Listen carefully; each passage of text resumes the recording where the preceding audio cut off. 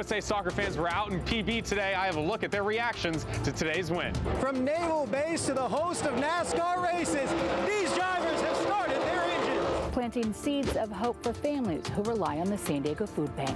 We've all got a secret talent. Meet Carol French, the handstand grandma.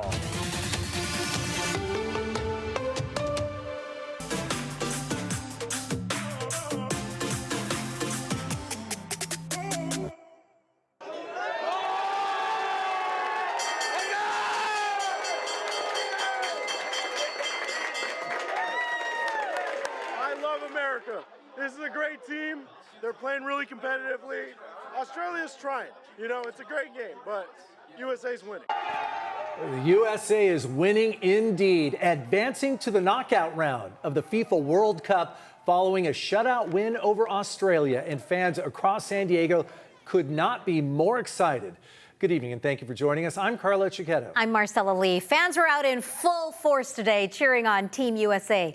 We'll have a look at some of the watch parties in just a second. But we start tonight with News 8's Jake Giriani with more on today's big win and what lies ahead for this team, and it feels like there's a lot. It sure does. You talk about the fever. You see the fever out there. We're talking between breaks and shows. Like, this is taking everybody by storm, and it's engulfing everyone because it has been so much fun to be a part of this. We knew this United States men's national team was going to be built differently, especially under the South American style of Mauricio Pochettino. And in two World Cup matches so far, it's been different in a great way. Get this. The most goals the U.S. men have ever scored in a World Cup, 7. They've done it twice. In 1930, they did it in 3 games. In 2002, they did it in 5 games. In this World Cup, the Americans have scored 6 goals in 2 games.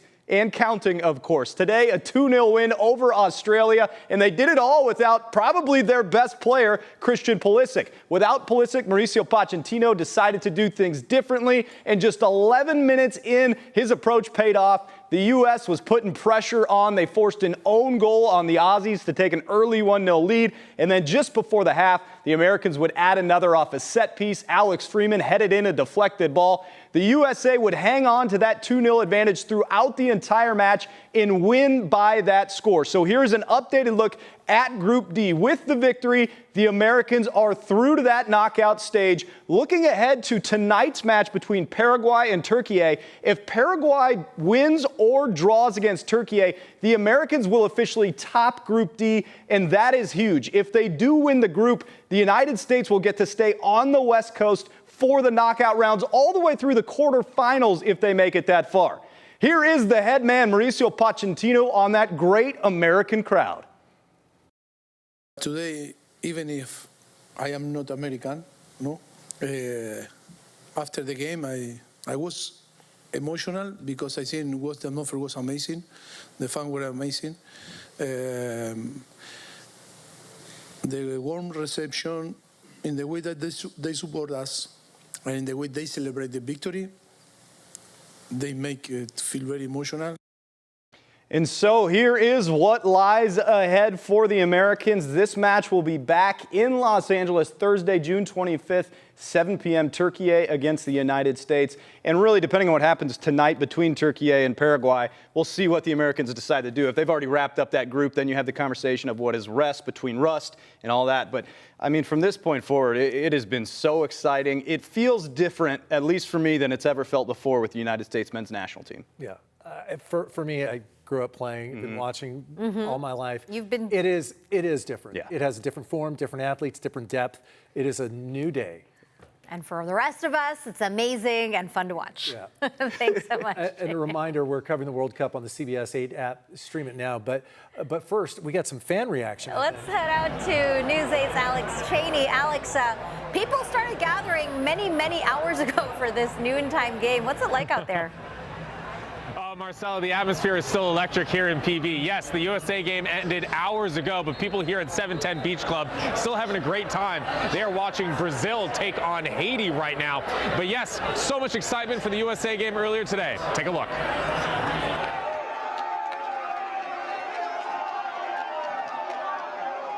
Fired up today. Absolutely fired up. USA wins. The whole town is partying. Whole town is partying. USA! USA!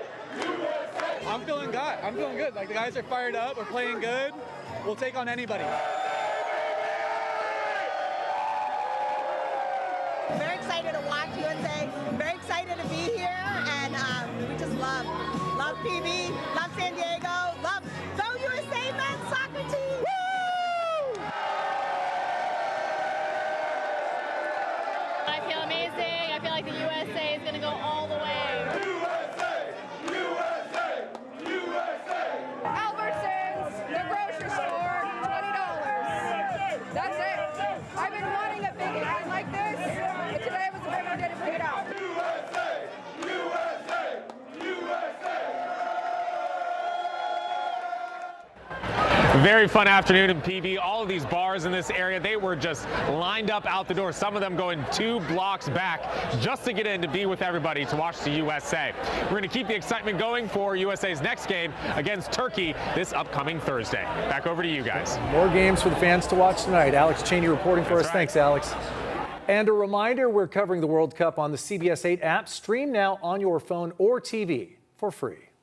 Right now, we are also following another huge sporting event. NASCAR's historic race weekend here in San Diego is finally underway. The organization is making history by holding its first ever race on an active military base at Naval Base Coronado. News 8's Karthik Venkatraman is there with what's happening today. Karthik, what is going on today?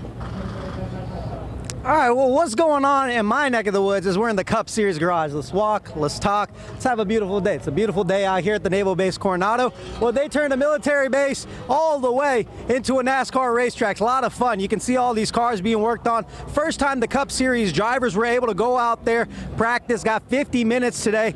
It was a long one today for those guys as they really got their first glimpse at it. You can hear them. They're revving up the engines a little bit here in the garage and testing out these cars before the big race on Sunday. But you know, we have other races coming up as well. The truck race already going on. Can't show that to you because of broadcast rights, but we also have the smaller race going on Saturday before the big Cup Series race on Sunday. But these guys, as I mentioned, did go out. They practiced today. They got their first glimpse really at the course, and it was a lot to take in for these guys because, well, this is a brand new course, 3.4 miles, 16 turns. Things you're just not used to seeing in a typical NASCAR race. Leading up to it, these guys got on the simulator. They said, okay, we've never been on this course. This course has only been rendered. Let's get on the simulator, check it out. They all felt confident. Then they said they hit the course today, and all that confidence went out the window. Hear from Kyle Larson right now. It's difficult because you get on the sim and it takes, whatever, an hour to figure it out. And then you figure it out and you're like, okay, I'm confident, I'm maximizing the car on this, and then you show up and it's nothing like it was on the sim. We're like 8 seconds slower than what we were on the sim.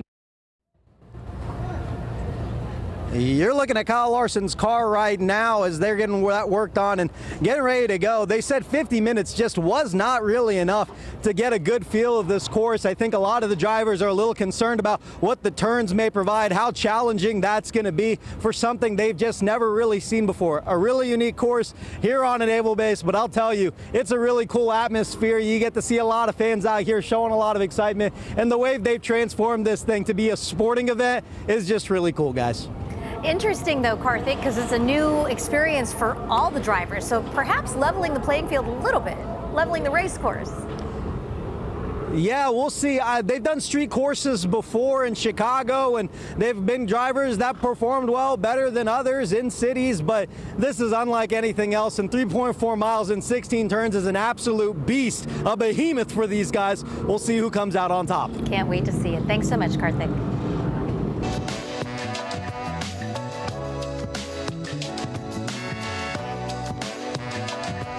And Americans across the country are honoring Juneteenth, the holiday marking the end of slavery in the United States.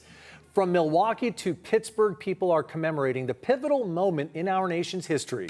Some with live music and block parties, others with parades and marches, including in Fort Worth, Texas, where the annual Opal Lee Walk for Freedom was held. Dr. Lee began the annual tradition of marching 2.5 miles to symbolize the 2.5 years it took for enslaved people in Galveston to learn about the Emancipation Proclamation and their newfound freedom. Here in San Diego, the spirit of Juneteenth was on full display at a block party in North Park. Hundreds gathered to celebrate through food, music, culture, and community. The day serves as both a celebration of progress and a moment of reflection. And while the music and festivities bring people together, many here say there is a deeper and more universal message as well.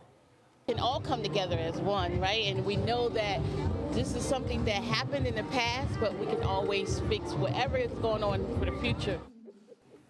Former President Joe Biden signed legislation in 2021 making Juneteenth an official national holiday. A small plot of land in East County is helping feed thousands of San Diego families. We'll explain still ahead, plus a new push for accountability for legal settlements involving San Diego police. And the new details we're learning about the initiatives you'll be able to vote on this November and the debate they're already sparking. And we do have picture-perfect weather in our San Diego forecast. Hope you've had a nice Juneteenth. We do have another comfortable day ahead. Sunday looking to be a little bit warmer as it marks the first official day of summer. That cloud coverage, we are going to continue to start and end the day with it a little bit breezy. Otherwise, beautiful and sunny out there. Keep it here because we also do have something to tell you if you're headed to the beach.